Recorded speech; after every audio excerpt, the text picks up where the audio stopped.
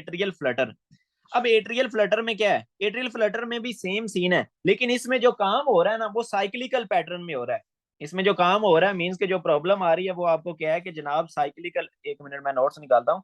तो देखें इसमें ये आपका क्या होता है, ये आपका ट्राइकस्पिड वाल्व आ गया, इसको हम कहेंगे ट्राइकस्पिड वाल्व एन्युलस। देन आपको पता है कि ये नीचे से आ रही होती है आपकी इंफीरियर वेना केवा। तो इन दोनों के दरमियान में ये जो जंक्शन होता है इसको हम कहते होते हैं कैवो ट्राइकस्पिड इस्थमस। इधर से इलेक्ट्रिकल एक्टिविटी ओरिजिनेट होती है। तो ये आपकी इधर से इलेक्ट्रिकल एक्टिविटी ओरिजिनेट हुई, ये कहाँ पे आगे जाएगी, हमारे एवी नोड में, एवी नोड से आगे हमारे वेंटिकल्स में।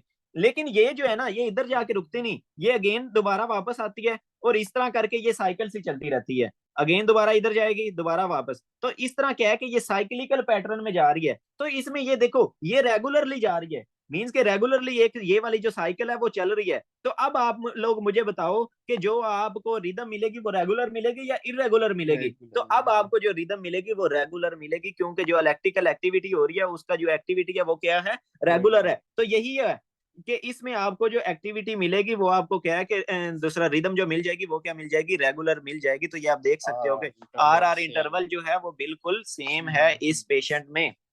देन जो आपको इसमें पी वेव्स मिलेंगी वो पी वेव्स सा टूथ पैटर्न की होंगी, ठीक है, जिस तरह ये द्रांति का पैटर्न होता है ना उस तरह की होंगी। तो इसको हम कहते हैं सा टूथ पैटर्न, ठीक है। तो ये उस तरह की आपको क्या मिल जाएंगी, पी वेव्स मिल जाएंगी। यही प्रॉब्लम हो रही होती है एट्रियल फ्लटर में, क्या है कि rapid succession of identical conjunctive atrial depolarisation. तो वो मैंने आप लोगों को दिखा दिया कि रैपिड हो रही थी सक्सेशन ऑफ आइडेंटिकल एक ही तरह की इस तरह करके, दूसरा इलेक्ट्रिकल एक्टिविटी जा रही थी, एट्रियल डीपोलराइजेशन हो रही थी कंजेक्टिवली, जिसकी वजह से आपको जो वेव्स मिलेंगी वो कौन सी मिल रही है, सा टूथ अपीयरेंस मिल रही है पी वेव्स की, ठीक है। और अरिथमोजेनिक एक्टिविटी, यही एमसीक्यूज आता है कि जो एक्टिविटी हो रही है वो कहां से ओरिजिनेट हो रही है। तो वो आपका री एंट्री सर्किट बन रहा था, वो इस तरह करके री एंट्री सर्किट बन रहा था। कहां पे बन रहा था, अराउंड ट्राइकस्पिड वाल्व एन्युलस, ठीक है। वो मैंने आप लोगों को दिखाया जहां पे क्या था होगा राइट एट्रियम का जो। और इसमें जिसने एमएलई करना है उसने ये मस्ट याद रखना है कि जनाब ये जो होगा ना आपका ट्राइकस्पिड वाल्व एन्युलस और जो आपका इंफीरियर वेना केवा होता है, इसके दरमियान में जो एरिया होगा उसको हम क्या कहेंगे, कैवो ट्राइकस्पिड इस्थमस, ठीक है। तो ये बेसिकली उधर ओरिजिनेट कर रही होती है, ये स्पेसिफिकली अगर आपने याद रखना है। इट मींस कि अगर हम इसको ठीक करना चाहते हैं, अगर हम इसको ठीक करना चाहते हैं तो जो हम इलेक्ट्रिकल एब्लेशन थेरापी करेंगे वो इस साइकिल को तोड़ देंगे ना।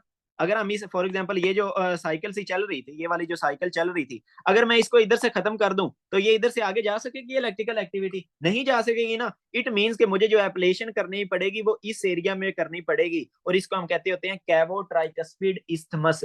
इधर आप एब्लेशन कर दोगे, जब एब्लेशन कर दोगे जाहिर सी बात है इधर से आप आगे करंट पास नहीं कर सकता, तो देन आपकी नॉर्मल जो इलेक्ट्रिकल एक्टिविटी है वो स्टार्ट हो जाएगी।